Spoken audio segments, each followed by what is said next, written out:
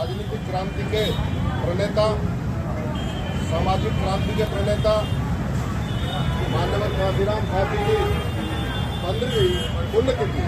पुण्यतिथि का मतलब है इनका हमें पुण्योनुमोदन करने के लिए इकट्ठा हुए। जो उन्होंने पुण्य कार्य हमारे समाज के लिए करे हैं, हम उनके लिए इकट्ठा हुए हैं। और सबसे पहले मैं प्रबुद्ध भारत सामाजिक संगठन को बधाई देना चाहता हूँ कि उन्होंने अब से 10 दिन 15 दिन पहले मीटिंग करके ये कार्यक्रम आयोजित करने का फैसला लिया था। आप सभी बधाई के पात्र हैं, आपको धन्यवाद करता हूँ सबको। और परम पूज्य बोधिसत्व बाबा साहब डॉक्टर भीमराव अंबेडकर जी, महाकारुणिक तथागत भगवान बुद्ध जी और हमारे तमाम महापुरुषों को नमन करते हुए मैं ज़्यादा इधर उधर की बात न करते हुए मैं कुछ लिख करके लाया हूँ जिससे कि कोई बात छूट न जाए। बहुत सारी दिमाग में रहती है, जो भाषण देने खड़े होते हैं आदमी, तो भाषण नहीं। आज उनके पुण्य कार्यों का विवरण करने के लिए हम यहाँ उपस्थित हुए हैं। तो उनके पुण्य कार्यों का जो कुछ लेखा जोखा है, थोड़ा सा मैंने उसे बढ़ाने का प्रयास किया है। मुझे अनुमति मिली थी संगठन की तरफ से, 2-3 आदमियों की जिम्मेदारी दी थी। कुछ जिम्मेदारी जो है इन्होंने निभा दी है, कुछ मैं निभाने का प्रयास करता हूँ। तो महाकारुणिक तथागत भगवान बुद्ध, परम पूज्य बोधिसत्व बाबा साहब डॉक्टर भीमराव अंबेडकर जी को नमन करते हुए तथा बहुजन नायकों को नमन करते हुए और बहुजन नायक राजनीतिक क्रांति व सामाजिक क्रांति के महानायक मान्यवर काशीराम जी की 15वीं पुण्यतिथि पर आदरपूर्ण श्रद्धांजलि अर्पित करते हैं और संगठन की तरफ से भी अर्पित करते हैं। और पुण्यतिथि को हम इसे संकल्प दिवस के रूप में मनाएं, जो उन्होंने हमारे जीवन में उजाला करने के लिए राजनीतिक सामाजिक क्रांति जो हमारे जीवन में लिया, उसका हम संकल्प दिवस के रूप में मनाएं। क्योंकि आदमी 2 बार मरते हैं, एक बार शरीर से मरते हैं और एक बार विचारों से मरते हैं। और जो विचारों से जिंदा रहते हैं वे हमेशा दुनिया में अमर रहते हैं। ऐसे ही हमारे बहुजन नायक मान्यवर काशीराम और बाबा साहब रहे हैं। और मान्यवर काशीराम साहब जी का जन्म 15 मार्च 1934 को कीर्तिपुर बुंगा, जो साहब की ननिहाल भी थी, पंजाब के रोपड़ जिले में हुआ था। एक रैदासी सिख परिवार में उनका जन्म हुआ। उनके पिताजी का नाम हरि सिंह था, माताजी का नाम बिशन कौर था। और मान्यवर काशीराम साहब के 4 बहनें थी, गुरुचरण कौर, गुणवंत कौर, स्वर्ण कौर और स्वर्ण कौर। और उनके 2 भाई दलबारा सिंह और हरबंश सिंह, इनके 2 भाई थे। साहब की शिक्षा BSc से फर्स्ट क्लास उन्होंने पास करी थी। साहब जो पहलवानी के शौकीन थे और सतलज नदी को वो तैर के पार कर लिया करते थे। साहब इतने जबरदस्त और ताकतवर आदमी भी थे। 1958 में पूना के रक्षा उत्पादन विभाग में सहायक वैज्ञानिक के पद पर उनकी तैनाती हुई। 15 मई 1936 में बाबा साहब अम्बेडकर द्वारा लिखित पुस्तक एनिहिलेशन ऑफ कास्ट, जाति प्रथा का विनाश पढ़कर उनके मन में वेदना और जो क्रांति उनके मन में पैदा हुई है, वो बाबा साहब की किताब को पढ़ने से पैदा हुई। साथियों, उन्हीं के ऑफिस में एक चतुर्थ श्रेणी के कर्मचारी जो बहुजन नायक मान्यवर दीना भाना वाल्मीकि जी उसी ऑफिस में कार्यरत थे। 1964 में बाबा साहब अम्बेडकर जी की जयंती के अवकाश को लेकर वहाँ एक विवाद पैदा हुआ, जो वो छुट्टी नहीं दे रहे थे। तो दीना भाना वाल्मीकि जी ने उसके लिए संघर्ष करा। साहब काशीराम जी भी उनसे बहुत प्रेरित हुए और दोनों ने मिलकर के ये वहाँ से एक शुरुआत करी। और साहब ने पूरा जो बहुजन नायकों का साहित्य है वहीं से पढ़ना शुरू करा साथियों, और वहीं से क्रांति की मिसाल जलनी शुरू हो गई थी। बाबा साहब और फूले साहब को पढ़ने के बाद मान्यवर काशीराम साहब कुछ नया करने का उनके मन में आया, विचार आया। दबे कुचले SC, ST, OBC माइनॉरिटी को जुल्म जातियों से बाहर लाने की चिंता उन्हें सताने लगी। 1964 को मान्यवर जी ने अपनी इच्छा से खासी नौकरी, जो नौकरी थी उनकी असिस्टेंट साइंटिस्ट थे, उन्होंने नौकरी अपनी छोड़ दी। और छोड़ने के बाद SC, ST, OBC के कर्मचारियों के कल्याण के लिए उन्होंने कर्मचारी कल्याण संस्था की शुरुआत प्रथम बार की, जिसका उद्देश्य बहुजन समाज के नौकरी पेशाओं के लोगों को, जो लोगों के खिलाफ शोषण हो रहा था, उसे रोकने का था। साहब पैदल भी हजारों मील चले, साइकिल से घूम घूम कर समाज को जागृत करने के लिए उन्होंने पूरी दुनिया, हमारे भारत का पूरा भ्रमण किया।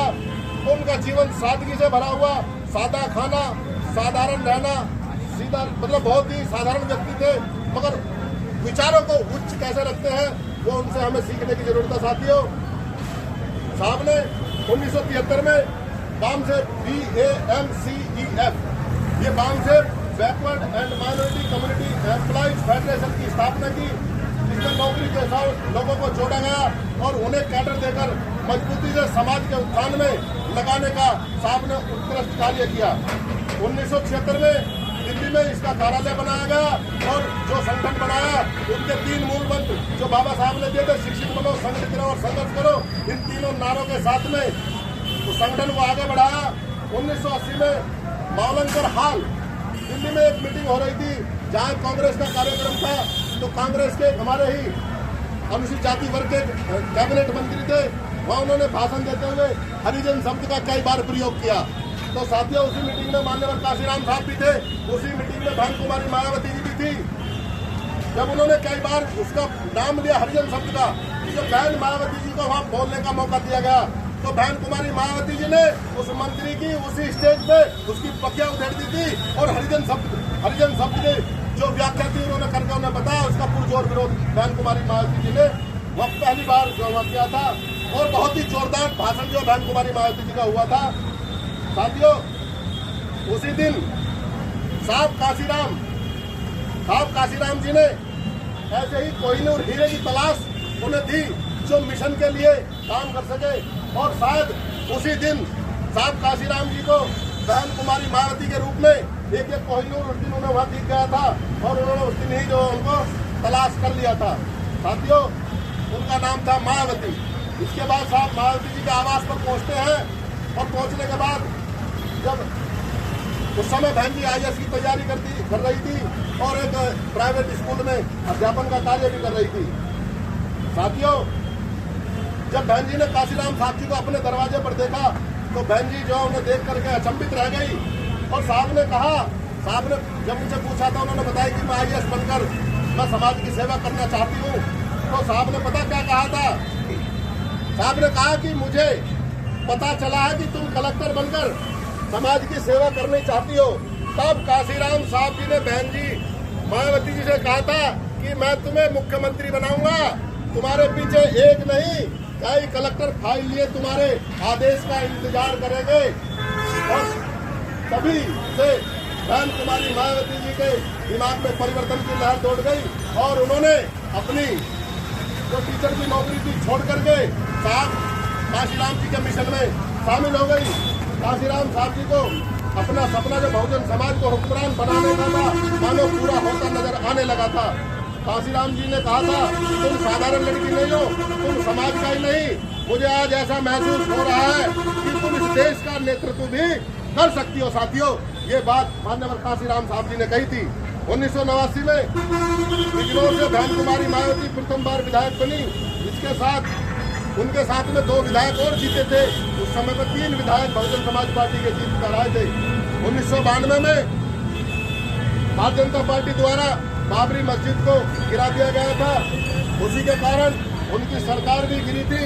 और उसी समय में माननीय काशीराम साहब ने मुलायम सिंह जी से हाथ मिलाया था और इटावा से वो चुनाव लड़े थे, तो पहली बार वे इटावा से सांसद भी बने थे। साथियों और उसी दौरान मंदिर की और मस्जिद की लड़ाई इन्होंने छेड़ दी, तो कमंडल की लड़ाई ये लेकर चले थे भारतीय जनता पार्टी वाले। और साहब ने क्योंकि ये देश को बांटना चाहते थे, साहब ने जो मंडल कमीशन योगेंद्र नाथ मंडल द्वारा मंडल कमीशन बनाया गया था, साहब ने उस मंडल को बाहर निकाल दिया और कमंडल पर भारी कर दिया।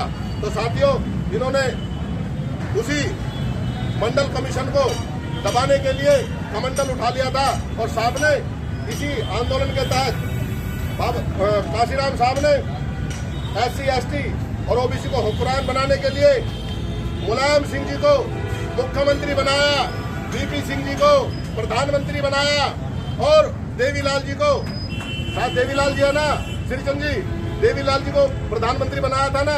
ये सब काशीराम साहब जी की देन थी। और उन्होंने कहा था यदि आप प्रधानमंत्री बनना चाहते हो तो मंडल कमीशन लागू करोगे, तो उन्होंने उनसे लागू करा दिया था। ये काशीराम साहब जी की वो देखिए। और एक छोटा सा उदाहरण देता हूँ, काशीराम साहब चाहते थे कि तुम्हारी सत्ता में हिस्सेदारी हो, जो सत्ता में रहते हैं उन पे कभी अत्याचार नहीं होता, जो सत्ता से बाहर रहते हैं वे गुलामी करते हैं। तो साहब काशीराम आपको हुक्मरान बनाना चाहते थे, यही उनका सपना था। उन्होंने बहुत बड़े बड़े काम किए और साहब काशीराम जी की सच्ची मेहनत और लगन से 5 जून 1995 को जो उन्होंने अब तक का संघर्ष किया था साथियों, और 5 मई 1995 को 29 साल की उम्र में जो वादा बहन कुमारी मायावती को मुख्यमंत्री बनाया, और ये वादा कब करा था साथियों? मावलंकर हाल मीटिंग के पहले लगभग कितने साल हो गए होंगे, 10-12 साल पहले लगभग जो वादा करा था साहब काशीराम जी ने अपना वादा पूरा किया। उनकी करनी और कथनी में कोई अंतर नहीं रहा और बहन कुमारी मायावती को मुख्यमंत्री बनाकर बैठा दिया था। चाहते तो वो भी कुर्सी पर बैठ कर मुख्यमंत्री बन सकते हैं, मगर नहीं, वो हमारे बहुजन समाज के लोगों को, दबे कुचले लोगों को वो हुक्मरान बनाना चाहते थे। उन्होंने वो सपना पूरा करके दिखाया साथियों। और साथियों 2001 में उनको बीपी की और शुगर की बीमारी से ग्रसित होने के कारण जब उन्होंने देखा कि अब मेरे बस की ज्यादा भगादौड़ी नहीं है और बीमार रहने लगे, 2001 में बहन कुमारी मायावती जी को उन्होंने अपना उत्तराधिकारी घोषित कर दिया साथियों।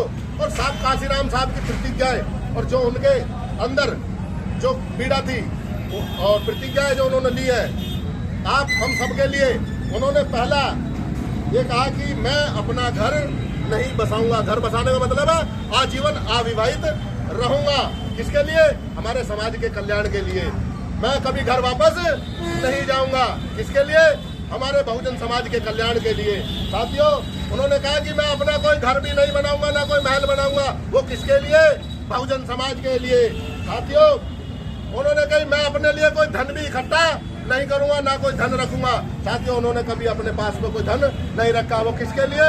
बहुजन समाज के लिए। बहुजन समाज ही मेरा घर होगा, बहुजन समाज ही मेरा घर होगा। और ये तक उन्होंने वसीयत में लिखा था कि मेरी मृत्यु के पश्चात भी मेरी लाश पर मेरे परिजनों का, मेरे रिश्तेदारों का कोई अधिकार नहीं होगा, क्योंकि मैं बहुजन समाज को अपना घर मान चुका हूं, तो उनका अधिकार बहुजन समाज का ही होगा। साथियों कैडर करके साहब ये समझाया करते थे कि हमें बाबा साहब ने हमें जो वोट का अधिकार दिया है, 1 वोट 1 मैन 1 वैल्यू, वो साहब काशीराम जी ने बताया कि उसकी कीमत क्या है। तो साहब काशीराम जी कैडर में नारे बोलते थे कि वोट हमारा, राज तुम्हारा, नहीं चलेगा, नहीं चलेगा। जब जब जुल्मी जुल्म करेगा, सत्ता के हथियारों से और चप्पा चप्पा गूंज उठेगा जय भीम के नारों से। ये साहब ने दिए थे बोल 85 जय मूल निवासी। ये साहब काशीराम जी के नारे थे और साहब काशीराम चाहते थे कि तुम इस देश के हुक्मरान बनो। और बड़े दुख की बात है साथियों, आज तमाम लोग माननीय काशीराम साहब जी की जयंती मनाने, मतलब पुण्यतिथि मनाने पर लगे हुए हैं, जयंती भी मनाते हैं और काशीराम साहब जी का फोटो भी लगाते हैं। मगर काशीराम साहब जी के त्याग, तपस्या, बलिदान को भूल करके अपने हितों के लिए काम कर रहे हैं। अगर काशीराम साहब जी को श्रद्धा सुमन अर्पित कर रहे हैं तो अपने त्याग और लोभ और लालच मोह को त्यागना होगा और समाज के लिए आगे आकर के काम करना होगा साथियों। और एक नारा और लगा था, चढ़ गुंडों की छाती पे और बटन दबाओ हाथी पे। चढ़ गुंडों की छाती पे और बटन दबाओ हाथी पे। और एक नारा जब काशीराम साहब जी ने मुलायम सिंह जी से हाथ मिला लिया था तो पता है नारे हवा में तैरने लगे थे। वो लगे थे, मिले मुलायम काशीराम, हवा में उड़ गए जय श्री राम। ये नारा हवा में तैरने लगा था साथियों। ये काशीराम साहब जी ने नहीं लगाया था, ये पब्लिक ने लगा दिया था। उन्हें पता लगा रहा है तुम्हारा अधिकार क्या है, तो वे जाग गए थे। तो नारा जो है जागृति का जो एक उदाहरण था साथियों। वोट की रक्षा के लिए काशीराम साहब जी कैडर में समझाते थे। मुझे उन्हें नजदीक से देखने का, और लगभग 80 के आसपास की बात है, 80 की बात होगी। मुरादनगर में रविदास मंदिर पे आए थे, जयसिंह कैन जी वहाँ साथ थे। मैं छोटा था जब मैंने उनके पास में बैठने का मुझे सौभाग्य प्राप्त हुआ है साथियों। और वे कहते थे कि वोट और बेटी में कोई फर्क मत समझना। जिस तरह अपनी बेटी की रक्षा करते हो, अपनी बेटी की इज्जत की रक्षा करते हो, अपनी बेटी को मान मनोबल के साथ रखते हो, ऐसी अपनी वोट की रक्षा करना साथियों। वोट और बेटी में फर्क नहीं समझना। मगर हम क्या करने शुरू हो गए, हमने इस तरफ ध्यान नहीं दिया। साहब कहते थे जिस दिन वोट पड़ेगी, जिस दिन वोट पड़े, उन्होंने कहा कि पहले मतदान करो उसके बाद जलपान करो। ये साहब काशीराम साहब ने कहा था। आज चुनाव आयोग का नारा भी यही बना हुआ है उनके स्लोगन पे। ये साहब काशीराम साहब ने दिया था साथियों। और ये बताते थे जिस दिन वोट पड़े पूरे दिन पोलिंग बूथ पर रहो। और बूथ क्या होता है ये साहब काशीराम ने समझाया था।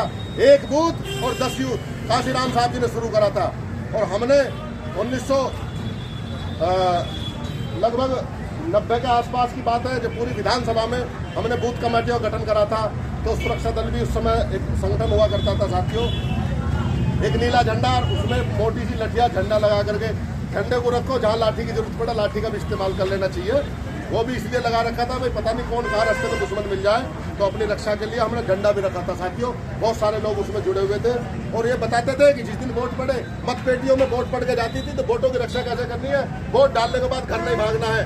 जब तक मतपेटियां जिस बस में आई है उस बस में रखी जाए, उस बस के पीछे तक जाओ और जिस सेंटर पे रखी जा रही है, पोलिंग सेंटर पर जहां वो मतगणना स्थल पर रखी जा रही है, वहां तक वो पहुंच जाए, वो सुरक्षित रख जाए वहां रहो। उसके बाद भी जिस दिन गिनती हो, जब तक गिनती हो उनके पहरेदारी रखो। ये साहब काशीराम साहब कहते थे आज तुम्हारी वोटों की चोरी हो रही है, मशीनें बदली जाती हैं, वोटिंग मशीन पर सवाल उठ रहे हैं। तो साथियों काशीराम साहब ने हर चीज का इलाज बताया था। और हम वोट डाल करके उंगली पर निशान लगाकर फोटो खिंचवा कर अपने घर में बैठ जाते हैं, वहां जाकर पकौड़ी मारते हैं, नाश्ता मारते हैं, कहीं कुछ बनाते हैं। अरे भूल गए जो बाबा साहब आपको जो है अपने 4-4 बच्चे कुर्बान करके, अपनी पत्नी को कुर्बान करके, खुद को कुर्बान करके, पूरे कुनबे को कुर्बान करके तुम्हें जो वोट का अधिकार दे गए, तुम उसे जो आज बेचने में तुले हुए हो उसकी रक्षा नहीं कर पा रहे हो, जिसके कारण आज तुम जो इसमें गुलामी की तरफ बढ़ रहे हो। साथियों आप जो है काशीराम साहब जी के विचारों को आगे बढ़ाओ। और एक विशेष बात, काशीराम साहब जी ने एक चिट्ठी 40 पेज की अपनी माता को लिखी थी। और उस चिट्ठी में एक अहम बिंदु बताना चाहूंगा साथियों। वो बाकी जो पहले बताए थे वो थे ही। उन्होंने एक अहम बिंदु लिखा था कि माँ मुझे तुमसे कुछ दान चाहिए। माँ से वार्तालाप भी हुई और लिखित में